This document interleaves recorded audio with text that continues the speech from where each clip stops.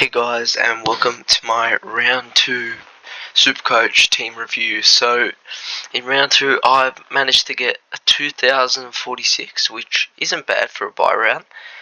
Top 8%, which isn't bad at all. Gone up 28,000 ranks. So, yeah, overall pretty happy with this round. Let's get straight into the team, shall we? And just on a side note, I wasn't able to make a round 2 preview video.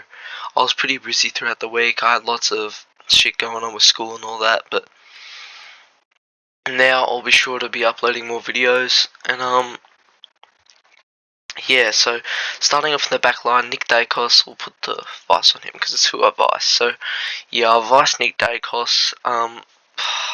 This is just really disappointing. It's like I know he's gonna follow it up with like another 130 and just keep going with those 130s, but at the same time he's just gonna keep going down in cash, which is bloody annoying. With this 54 in his cycle, is just gonna be so gettable for people that faded him now, so it's a bit of a pain in the ass. But you know what? You live and you learn. It's all good. Nick Dacos, can't trade him out, of course. Superstar player, he'll bounce back. Then we got Sheasel, 113.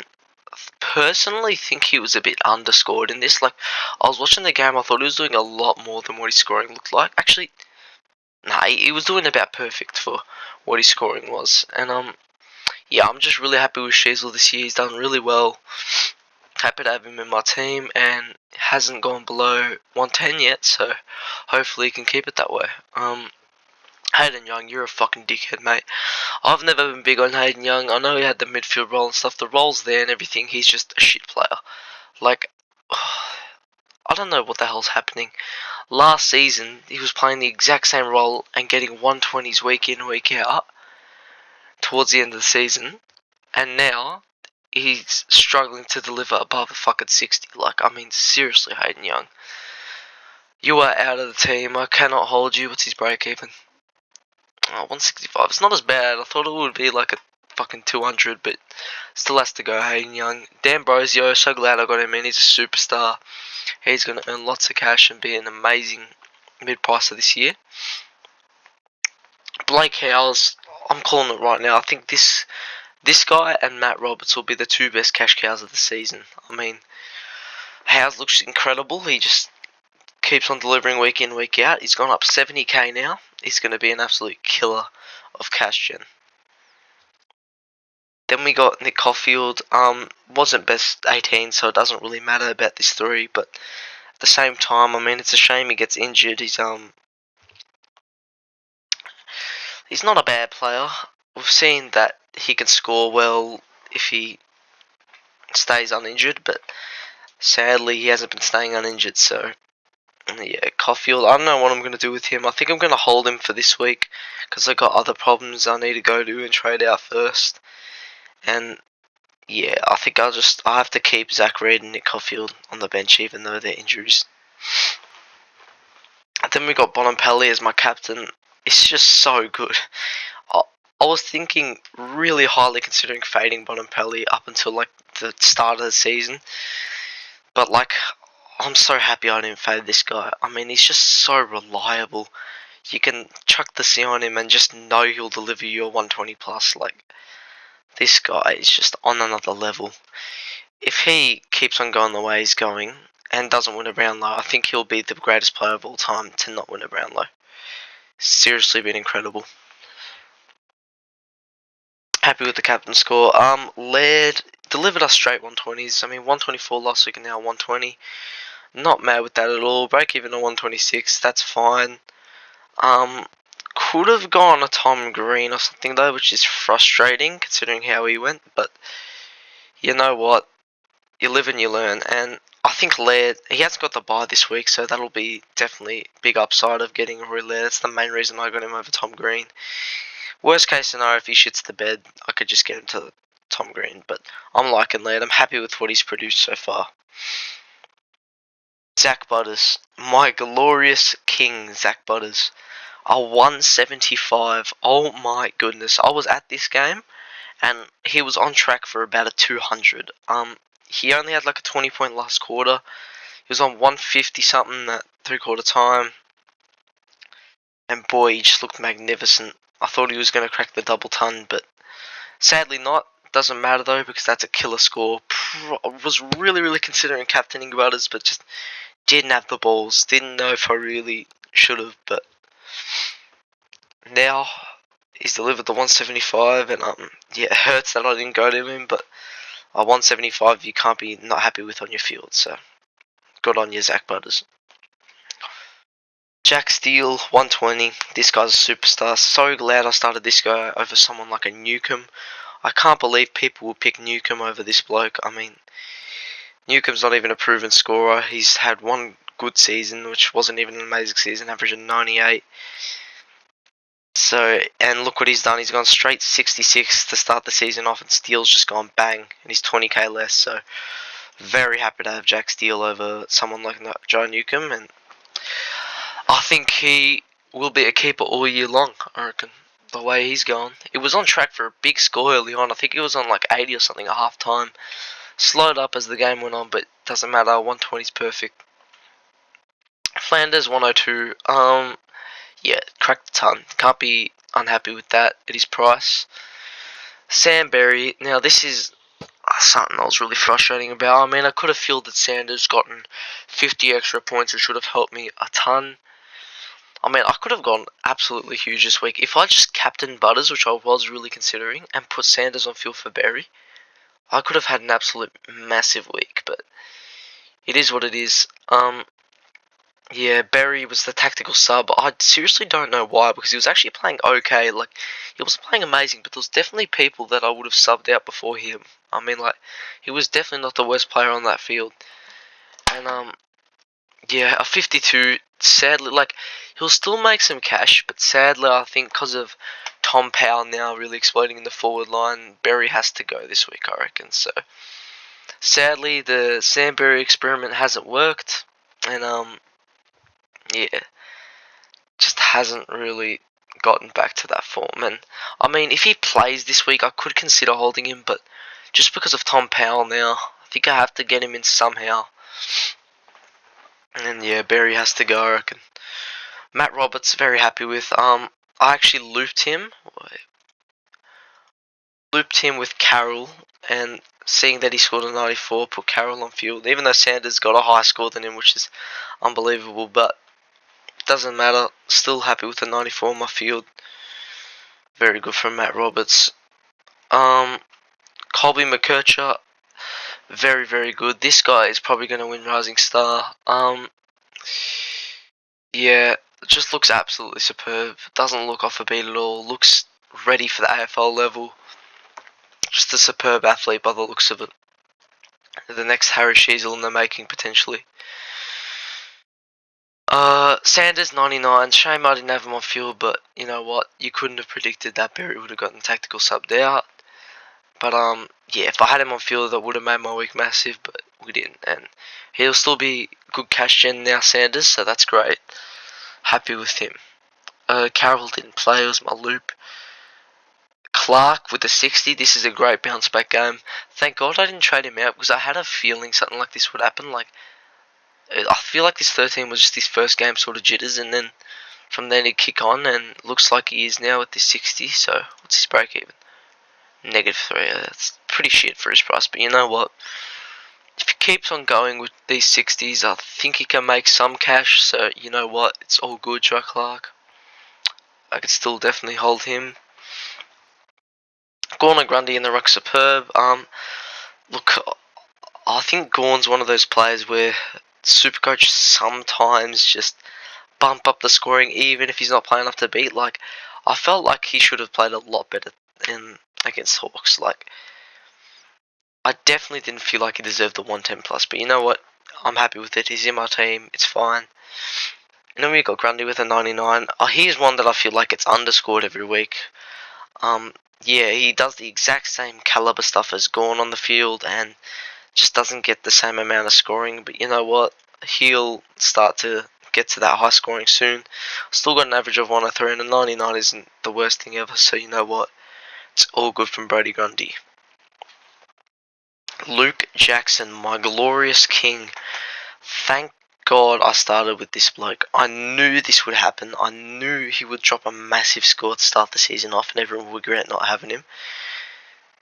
And look, I could have even lived without Heaney, to be honest. Like, I could have kept Martin or something, but I'm glad I did get Heaney because he got a 128. But to be honest, he didn't kill us this round. He didn't, like, absolutely demolish us like I was scared of. But a 128, and he's gone up like 60k, not to even mention that.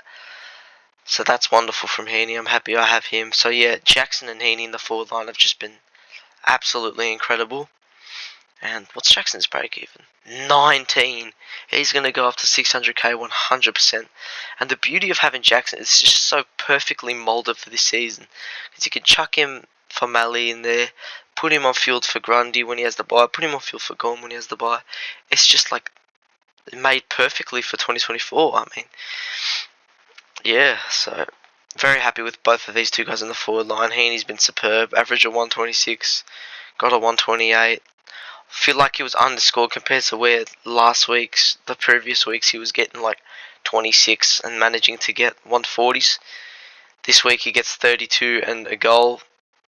Can't get 130 plus, but you know what? Doesn't matter. 128 is still an amazing score for his price. James Jordan has been absolutely consistent this season. Delivered us an 81, 84, and an 88. So this guy's just getting better and better, and he's delivered some really consistent scores. So I'm very happy with James Jordan. He's going to still rise up in cash. Got a break even at 9. He's definitely been a great pick this season. Billings, got a 69. I have no idea how his break even is still this low. But you know what? It's all good. I'm happy with it. Yeah, got a 69, which I wasn't particularly happy with. I was a bit pissed off considering I used the boost to trade this guy in. But, yeah, it's okay. He'll still earn cash. Like, he's gone up 30k this round. He'll go up another 40k next round. So he'll definitely skip past the 300 mark. Hopefully get to 400, maybe even 500 if we're very, very lucky. But, yeah, I mean, he had like 20 possessions and a goal, I think, Billings. So not a bad day by any means, and he didn't have the worst efficiency. So I think Supercoach just really underscored him here. So yeah, nothing to worry about for Billings, I don't think. Reed 63. I'm starting to lose faith in having this guy. Like 207k, and you're gonna deliver like 70s and 60s. He's a very, very talented player, Harley Reid, no doubt about it. But scoring wise, I don't think he's gonna really bloom until maybe a couple years later.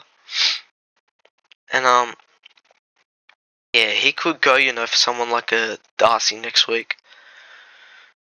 Sexton, 47, it's a shit score, but you know what, the role's fucking perfect, so it doesn't matter. He's gone up 51k or 49k, so it's all good for Alex Sexton. We'll put Wilson off field for him now.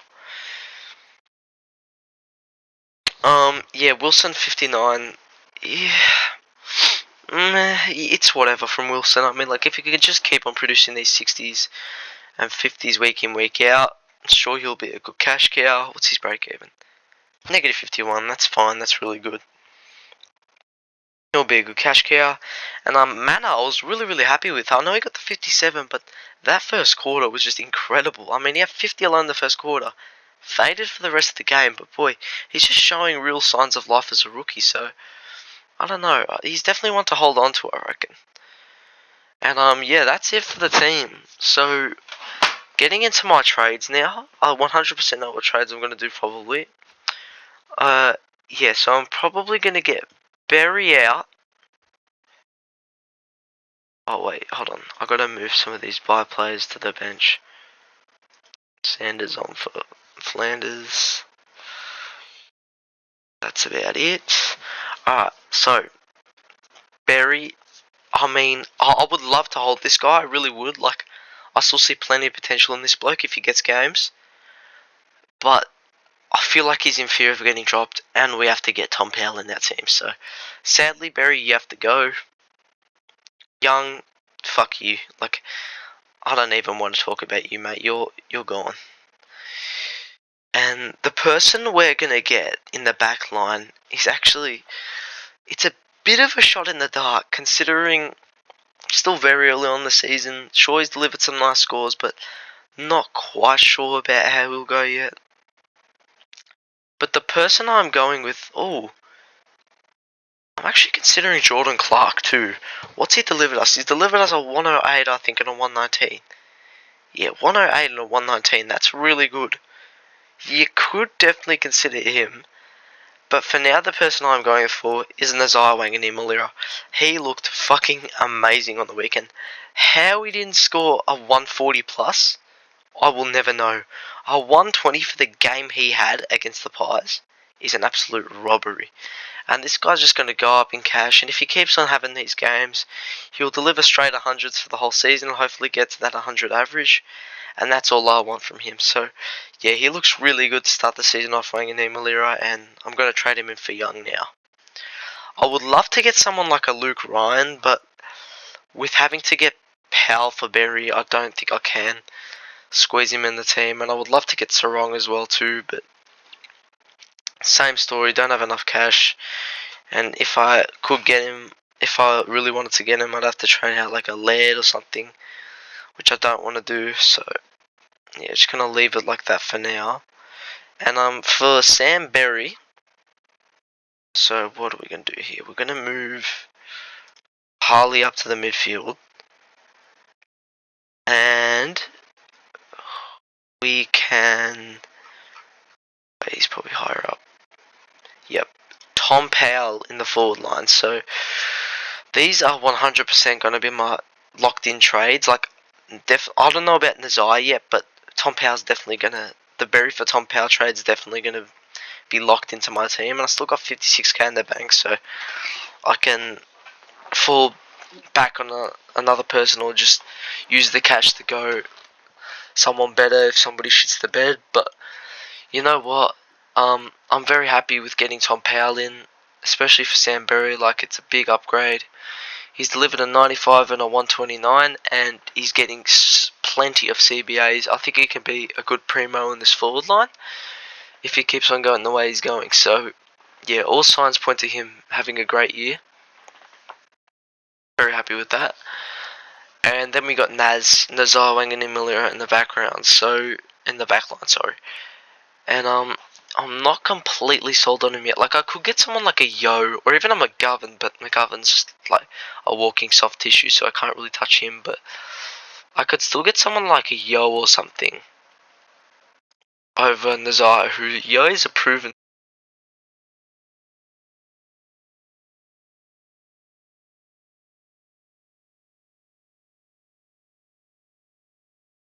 Sorry about that, my headset just died. But yeah, as I was saying, Yo is a proven scorer compared to Nazar, who's only played like a few seasons and hasn't really shown that scoring power. But I think he can break out. He can really break out and average 100 plus this season.